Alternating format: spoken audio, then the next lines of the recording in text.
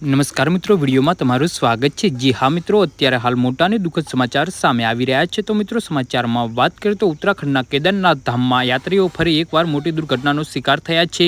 રવિવારે 15 જૂન કેદારનાથ રૂટ પર એક હેલિકોપ્ટર ક્રેશ થયું છે, જેમાં 5 લોકોના મૃત્યુ થયાના અહેવાલ છે।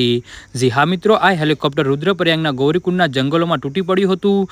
દુર્ઘટના થવાનું કારણ ખરાબ હવામાન હોવાનું જાણવામાં આવી રહ્યું છે। ઉત્તરાખંડ એડીજી ડોક્ટર વી ગુરુગેઝે જણાવ્યું હતું કે કેદારનાથથી લગભગ 86 કિલોમીટર દૂર રુદ્રપ્રયાગ નજીક ગૌરીકુંડના જંગલોમાં એક હેલિકોપ્ટર ક્રેશ થયું હતું, તેમાં 6 લોકો સવાર હતા। જી હા મિત્રો, અત્યારે હાલ દુઃખદ સમાચાર સામે આવી રહ્યા છે।